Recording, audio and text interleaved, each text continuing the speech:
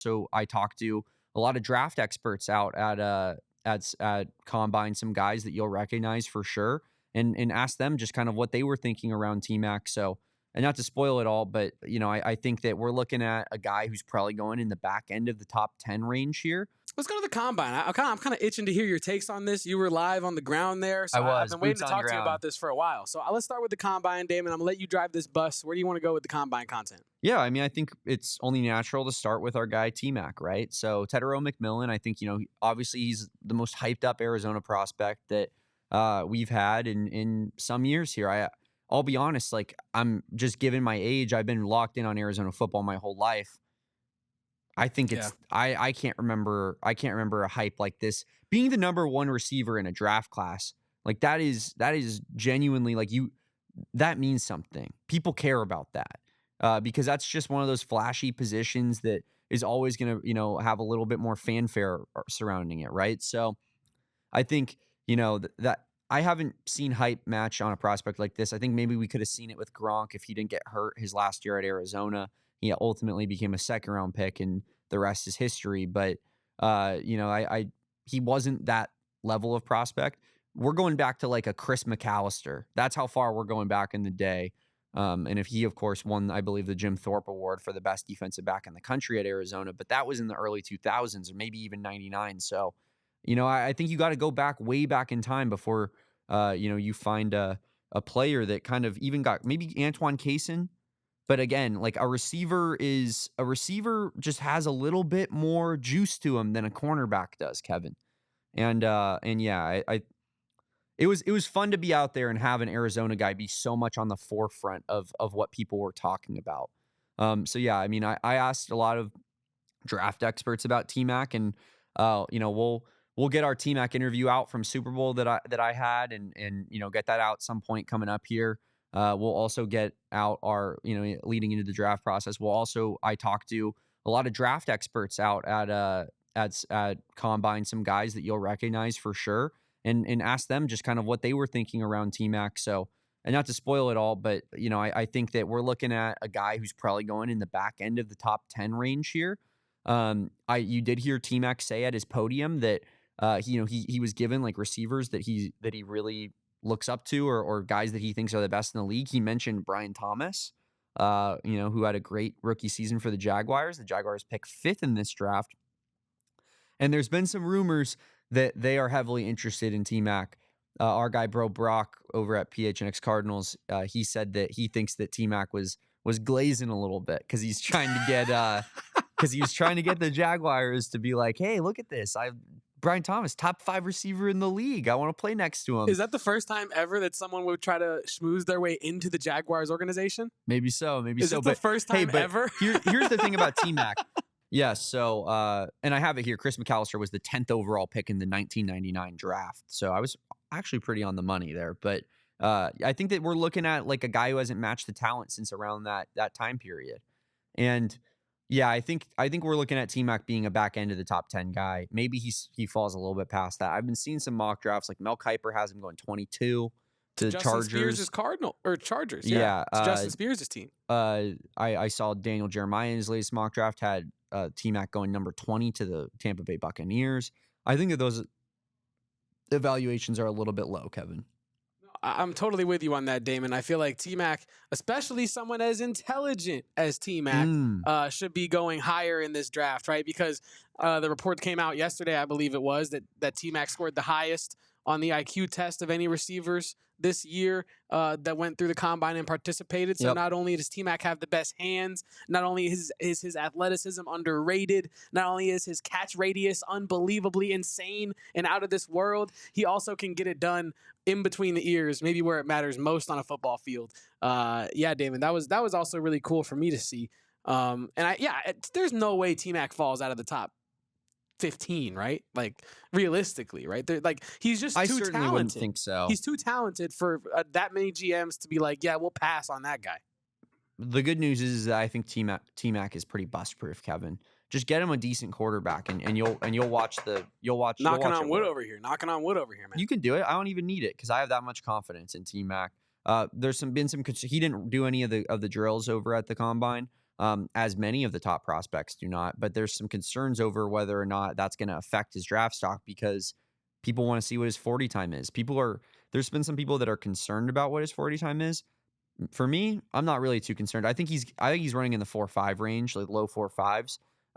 Is he going to be one of the absolute burners at the combine? No, but he's also 6'4" and has an insane catch radius. And like, you don't always need to be the fastest dude if you have some other things going your way. His vert is going to be off the charts. Like, T-Mac's going to be just fine.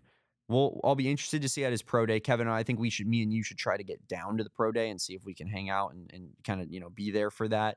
I would love to. But yes, T-Mac, I think we're looking at the highest drafted Arizona Wildcat in some time, probably since Chris McAllister. And yeah, I have a lot of high hopes for him. I don't believe we have any of the video of him speaking or anything because you played it already. But I tweeted it. I do have the video still. Okay. Do you have the Tet not T-Mac thing? I do not. Okay. Well, that was really what I was going to talk about. All the national media calling him Tet McMillan. Not a thing. Let's just clear that up right now. Never been a thing. Never been a thing. Not a thing. It's T-Mac, not Tet. He confirmed that to us, specifically at the combine at his podium. So let's just stop calling it. Let's just stop doing that, huh? Because he clearly doesn't like it. You saw his face. He had a smile on his face, Kevin, and then he goes, T-Mac. Like he went straight. Like it was crazy, but Tet or T-Mac? T-Mac. And I also overheard a Pro Football Talk producer saying that he called him Tet, and he specifically corrected him off air. Like he was like, "Hey Tet, so we're just gonna sit you down right here." Oh, it's T-Mac, by the way. Like you could tell he's a little bit fed up with it. It's also kind of objectively hilarious that like the first time you're meeting someone, you lead with their nickname, but not even their primary nickname. Like he couldn't even get like oh, hey, Mr. McMillan, or like, oh, hi, Tetairoa. Mr. McMillan. No, I'm just saying, like, you can't go like Mr. last name, or you can't even go just first name. Like you go straight to Tet. Yeah. Like you don't know him. That's kind of a crazy thing. I wouldn't go up to T-Mac and be like, out there, hey, T-Mac. Like I'd be like, hey, Tetairoa. Like I would go first name because human interaction. Like that's a normal thing to do for a human interaction. Yeah. So yeah, I think that's kind of funny that whoever that was kind of just like, hey, Tet, yeah, just come over, sit down. Yeah. Yeah. And then T-Mac didn't even correct him to his first name. He goes, hey, it's T-Mac. My legal name is T-Mac. Call me T-Mac. Yes. We also had Jonah Savaiinaea out there, and he put on a little bit of a show as well, Kevin. So Big Jonah ran a 4.595 sortie. 4.59 would be absolutely off the charts. He'd be. Could you imagine? He might be the first overall pick in the draft. He ran a 4.95 40 with a 1.72 10-yard split, which is very important, especially for offensive linemen, because there's never going to be a time where they're running 40 yards down the field. There are times where, especially as a guard like Jonah is, you pull out and you are running 10 yards down the field. Measured in at 6'4" and an 8, 324 pounds. Mostly played tackle, played some guard in college. Says he can play both. Told us he can play both at his podium there. But also said, Kevin, mostly he just wants to put his hands on dudes. He just wants to block. And I love that mentality. It doesn't matter to him. He just wants to be out on the football field contributing to winning.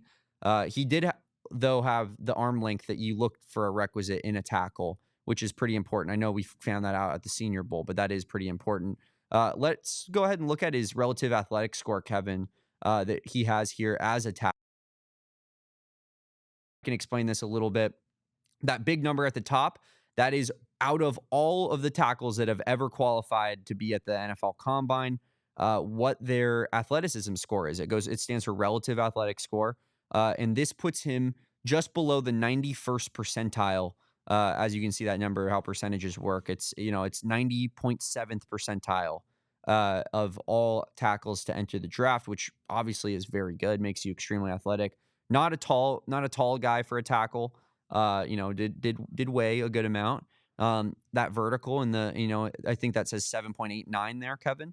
On the vertical. The vertical says 7.09.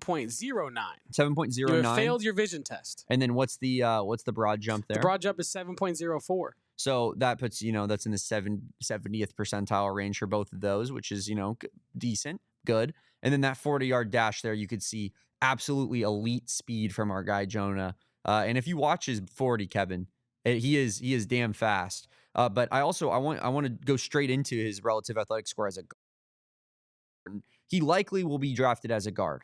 And here you can see 99th percentile athleticism for guards that have attended the NFL Combine.